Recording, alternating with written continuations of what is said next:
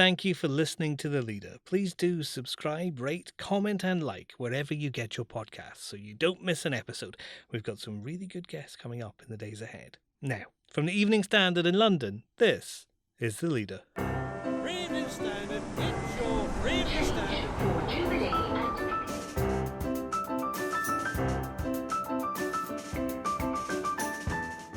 Hi, I'm David Marsland. Heathrow Airport screening some passengers as doctors try to halt a deadly mutating virus from China. But is it already here? There's been a lot of work done since SARS that shows that, in general, formal airport screening of everyone's temperature has low efficiency. Well, actually, more cases will get through than you'll pick up. Disease expert Professor Peter Horby spoken to the Evening Standard's health editor Ross Lydall. Also, she's just secured her place on the ballot paper. She's just won the endorsement of 2 unions and 1 affiliate group. could Lisa Nandy upset the odds and become Labour leader after Jess Phillips pulled out of the race? We ask our political correspondent Sophia Sleigh. And he was an extraordinarily sort of rounded and interesting individual, and also, I have to say, a very nice man. critic Nick Curtis on Terry Jones, the Monty Python star who's died aged 77.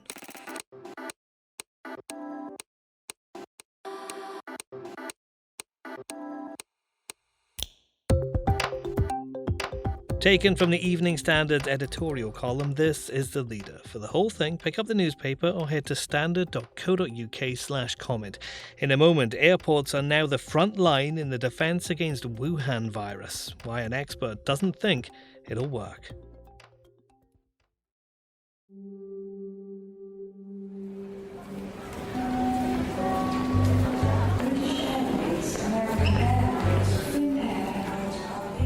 It is absolutely critical that public health authorities recognise a super spreading event in the very earliest stages, before it goes absolutely explosive. It's often called the world's largest human migration. Each year, hundreds of millions of travelers across China board buses, trains, and airplanes to return home for the Lunar New Year. We had a Washington State resident, a man in his 30s, who was in Wuhan, China. Samples were confirmed by the CDC that, in fact, he carried the novel coronavirus. Passengers, ashtrays, and Alabama. The coronavirus outbreak started in a food market in China's Wuhan region. There are now more than 440 cases recorded in locations around the world. 9 people have died. Now, some British experts are warning it could have the same mortality rate as the Spanish flu epidemic of 1918, which killed at least 20 million people. Heathrow Airport started screening some passengers coming from China. Our editorial column says it can be stopped if international leaders work together. In 2003, a viral respiratory disease threatened to spread from China. After almost 10,000 cases and 774 deaths, it was brought under control. SARS, as it was called, was beaten through good medical advice and coordinated worldwide action. The lessons show that a worrying new kind of coronavirus, which has also emerged in China, can be controlled too. It will take honesty about the situation, a calm, informed response, international cooperation through the World Health Organization, and screening to catch travellers who may have been affected. Unfortunately, calm, honest international cooperation is just the sort of thing that has become harder to arrange in an age of social media scares and populist leaders. Action, not panic, is needed.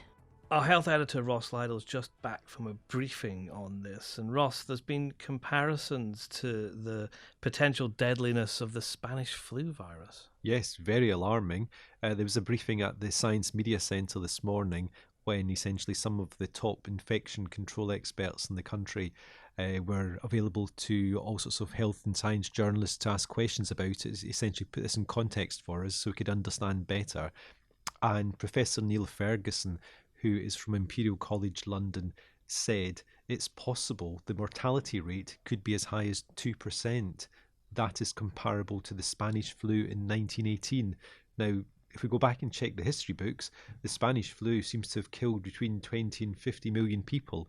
And the comparison he was trying to make was with a major influenza outbreak, and the fact that many people may contract flu but not many will die.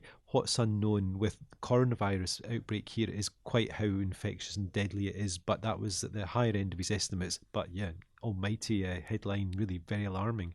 So it's no surprise then that the UK is putting in measures to try and prevent this thing from coming into the country, including screening some passengers at Heathrow. But you spoke to an expert, Professor Peter Horby from Oxford University. He seemed a bit sceptical that might work. Yes, essentially the problem is the incubation period between somebody contracting the virus and it showing symptoms. I think airport checks covers a multitude of possible activities, including giving information to people, putting up posters, having healthcare workers available to talk to. All of those measures have a degree of effectiveness, but what you have to remember is that if they're screening people on exit and they're not don't have a fever, what's the chances of them arriving with a fever and being picked up rather than developing a fever after they've gone through the scanner? And so there's been a lot of work done since SARS that shows that in general, formal airport screening of everyone's temperature has low efficiency. Actually, more cases will get through than you'll pick up. So the problem is that it's quite feasible that nobody will be detected coming off the plane at Heathrow unless they have sort of fever symptoms. Otherwise, nobody will know. If the temperature isn't higher than normal, they may well have the virus within their body, but nobody can tell. And really, it's down to that bit of luck, as it was said today by these experts, that the timing works. Otherwise, everybody else will sail through, and it could be several days or longer before they actually start to display the symptoms that show they have contracted it too. Did you feel from that briefing that there is a sense of urgency about this? Because as I understand it, Wuhan, where this virus originated, UK is not a major destination for people coming from there, is it?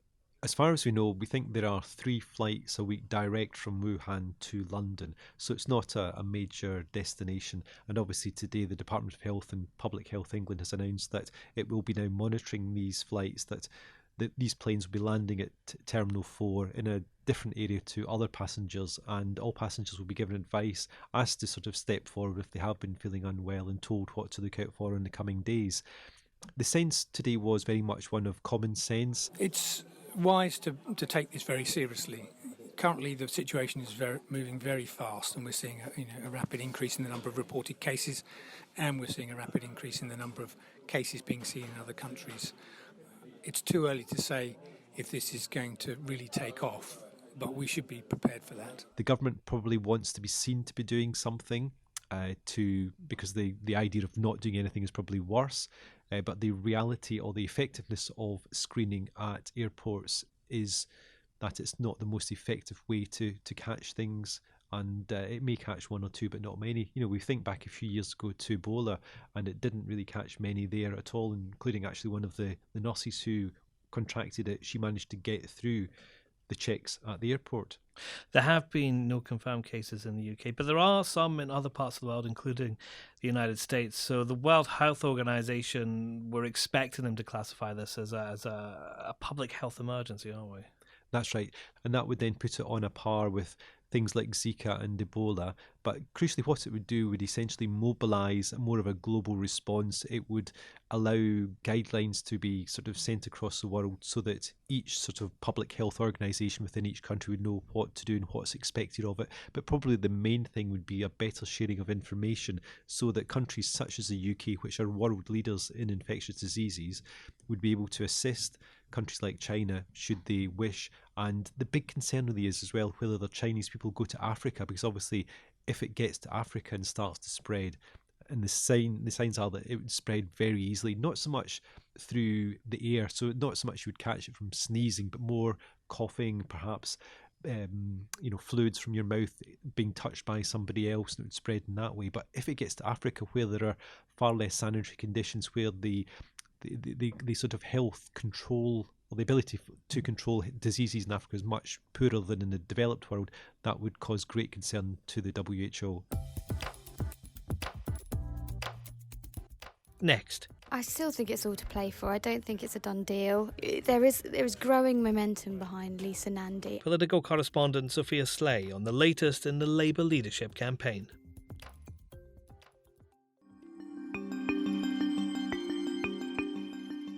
The race to be the leader of Labour's hotting up as one of the big candidates stands aside. Jess Phillips has quit and now she's backing Lisa Nandy. Our political correspondent Sophia Sleigh is in Westminster. Sophia, Lisa Nandy was an outsider at the start of this, but she's having a good week. Yeah, I'm sure her team are feeling very buoyed today. It's been a really exciting 24 hours in the Labour leadership race, particularly for Lisa Nandy. Everybody's talking about Lisa Nandy. She's in memes online. She's all in good humour, but she's running through. And actually, we've just learnt in the last half an hour that she's just secured her place on the ballot paper. She's just won the endorsement of 2 unions and 1 affiliate group, which means she gets onto the ballot with Sir Keir Starmer, who's already on the ballot, so she's number 2. Rebecca Long-Bailey, who's seen as a sort of Corbyn continuity candidate, is also expected to follow suit. She's tipped for an endorsement from Unite, the union, on Friday. But back to Lisa, she won the backing of GMB union last night, which was a great coup for her. That sort of left her, in sort of touching distance of making the ballot, and we were all sort of expecting her to get on it. And then we've just heard sort of in the last few minutes that Chinese for Labour have backed her, which is an affiliate group, and that's helped her get over the line as such. And of course, Jess Phillips, who pulled out last night, she's also endorsing Lisa, isn't she? She is, yeah, that's another really interesting development. Jess Phillips is an outspoken backbencher and Corbyn critic. She dramatically quit the race yesterday and dropped out. Her campaign seemed to be faltering somewhat. And this morning she announced she would be backing Lisa Nandy as leader as her first choice. And then she said Sir Keir will be her second preference on that list. Is all of this enough to beat Sir Keir Starmer, who is still the bookies' favourite to win? Well, that's a good question. I still think it's all to play for. I don't think it's a done deal. There is growing momentum behind Lisa Nandy, and there are rumours swirling. It's quite the rumour mill at the moment. Everyone's quite excited, but rumours are circulating that Keir Starmer's team were sort of desperate for Lisa Nandy not to get on the ballot. They did see her as a threat and a challenger. And also, we shouldn't forget to mention that Shadow Foreign Secretary Emily Thornberry is still in the race. She's under a bit of pressure. She's got to secure the backing of at least 33 local parties. They're called CLPs, because she's not likely to get the backing of any of the big unions remaining. That story was covered in our morning news bulletins, which you can get through your smart speaker. Just ask for the news from the Evening Standard. Now, the actor and writer Terry Jones has died at the age of 77. He'd been battling dementia for several years. His Monty Python co-star Michael Palin says he was the Renaissance comedian and that he feels fortunate to have shared so much of his life with him. John Cleese says he had endless enthusiasm. Other tributes have come from Stephen Fry, who says he brought untrammelled joy and delight. Charlie Brooker called him an actual genius.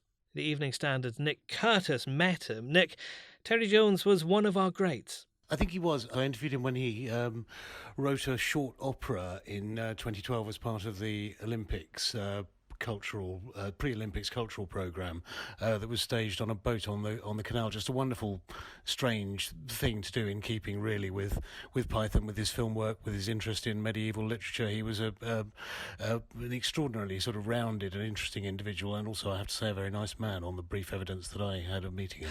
Michael Palin said something very similar, called him a Renaissance comedian because of all of the things that he was involved in. It was quite an incredible career involving so many things. It was, and let us not forget he directed what is arguably the funniest film in the English language ever, Life of Brian, which I watched again quite recently and was amazed how well it stood up, how solid and sharp it is all the way through, given how many years ago it was done. But yes, I mean, as I say, very multifaceted career, and again, I was looking into some of the Python heritage earlier this year for their 50th anniversary, and one of the interesting things that came out was that generally, as a rule of thumb, if a sketch was charming and surreal and just made you giggle, it was by Michael Palin and Terry Jones. If it was brutal and savage, then it was by John Cleese and Graham Chapman. Eric Idle and Terry Gilliam were, of course, just off doing their own completely peculiar things. But yes, I think he and Palin were an extraordinary double act. He seemed like quite a fairly unassuming man. You probably wouldn't have expected that he would be part of a comedy group that genuinely revolutionized comedy, and that their influence is still seen today. That's true, and one of the problems that I think has sort of tarred the Pythons in hindsight is that they are seen now as part of that Oxbridge mafia of sort of posh people who go there and get into footlights and see it as a sort of direct ladder into light entertainment and BBC comedy. But they were actually really quite groundbreaking. They were not terribly, most of them were not terribly posh or well-connected or wealthy. Most of them were sort of scholarship boys or grammar school boys who got into grammar schools on a scholarship, and were part of that great sort of post-war influx into grammar schools and into Oxbridge. And that's The Leader. Subscribe wherever you get your podcasts. We're back at 4 p.m. tomorrow.